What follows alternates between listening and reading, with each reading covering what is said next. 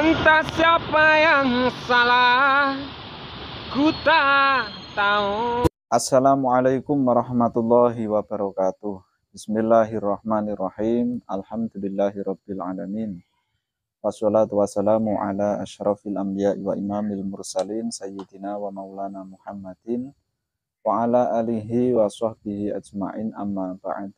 Ja'alanallahu wa iyyakum min ahlil khairi was sa'adah fid dini wad dunya wal akhirah. Amin. Allahumma amin.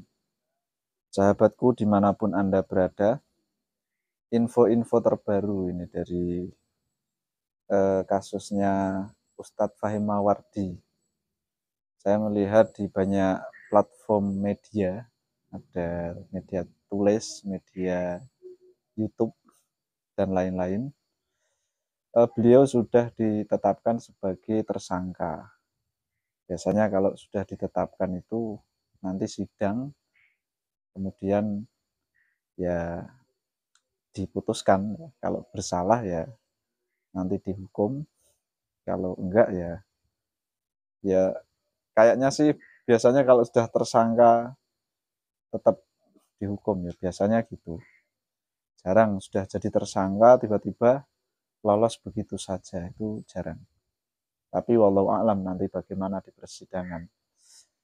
Ini menjadi hal yang dinanti-nanti oleh semua orang mungkin ya, karena beliau itu kan di salah satu videonya dalam klarifikasi itu beliau mengatakan bahkan ketika memang terbukti beliau melakukan atas apa yang telah dituduhkan, maka nanti dia siap untuk jongkok ya, jalan jongkok dari Jember ke Jakarta. Wah, telanjang pula itu. Nah, ini saya mau bicara mengenai yang ini sahabat. Saya bahas dengan model yang ringan-ringan saja lah gitu ya. Ya, tentu ini banyak sekali dinanti oleh ya rival-rival beliau, Ustadz Fahim ya. Karena tinggal selangkah lagi ini pasti dituntut ini oleh kawan-kawan. Ketika memang benar terbukti, wah pasti nanti rame. Ayo jalan dari Jakarta sampai dari Jember sampai ke Jakarta gitu. Ayo kono jalan. Gini sahabat, sebelumnya saya mau cerita dulu mengenai apa ya, bisa kita istilahkan itu mengobral janji begitu ya, mengobral janji. Atau kalau dalam bahasa itu ya semacam nandar begitu. Kalau dalam bahasa Jawanya biasa kita sebut duwe uni. Mungkin di daerah sahabat ada itu bahasa uni. Biasanya kalau ada orang sudah sakit, betul sakit, dia ini kayak gimana ya, sakitnya lama, kayak tidak ada harapan sembuh gitu. Lalu dengan pasrah dia mengatakan, ya Allah, nanti kalau saya sembuh, saya begini. Ya, itu namanya uni. Atau misalkan kalau zaman dulu itu ketika ujian nasional, waktu saya ujian nasional itu tahun berapa itu, tahun lama pokoknya ya, itu nanti kalau saya lulus ujian nasional saya begini menjajak no temen, traktir teman atau gimana lah. Nah,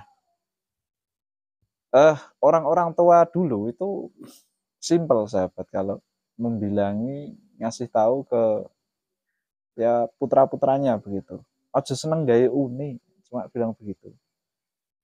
Gaya uni dalam artian mentaklekan atau mewajibkan diri untuk melakukan sesuatu karena telah mencapai sesuatu begitu ya, itu dalam artian itu.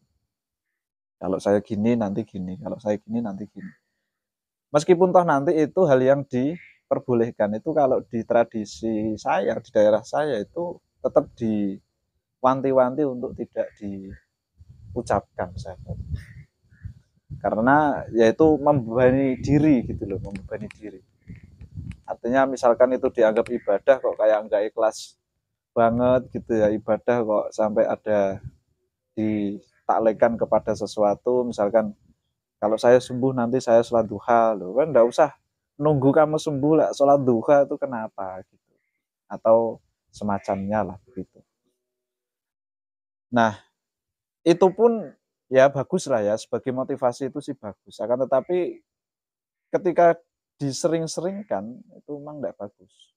Nah, ini beliau ketika memberikan pernyataan seperti itu, ketika nanti terbukti melakukan tindakan apa namanya, cabul begitu ya, nanti dia akan jalan kaki mulai dari Jember ke Jakarta, jongkok telanjang. Wah, ini jelas secara sederhana pun ya tadi ya. Kalau kita katakan nazar yang mentaklekkan sesuatu ya kepada hal-hal yang baik, tidak perlu dengan hal-hal yang tidak baik. Apakah nanti perlu kita tuntut ini Ustadz Fahim ini? Ya tidak usah.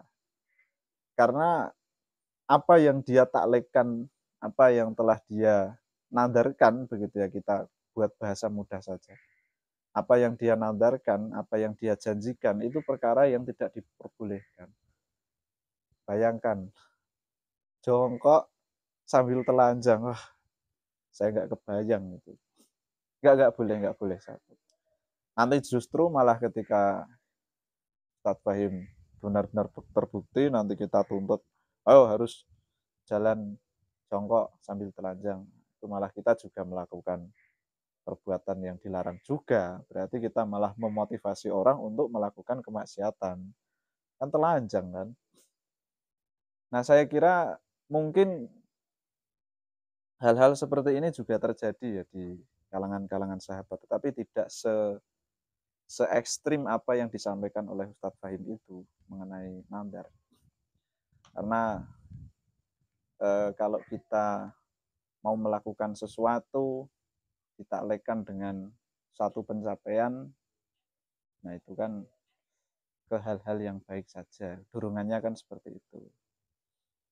Maka banyak sekali di daerah-daerah saya orang-orang tua itu selalu mewanti-wanti ojo seneng gawe uni. Gawe uni ku engko ono imbase.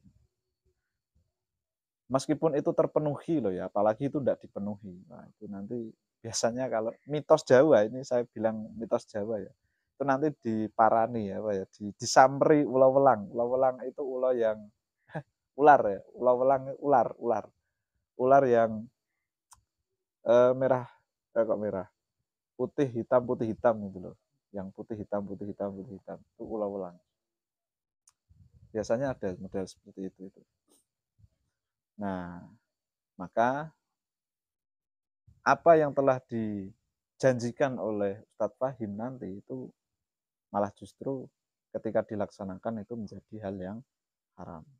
Maka tidak perlu nanti kita tuntut Ustadz Fahim untuk melakukan apa yang dia janjikan.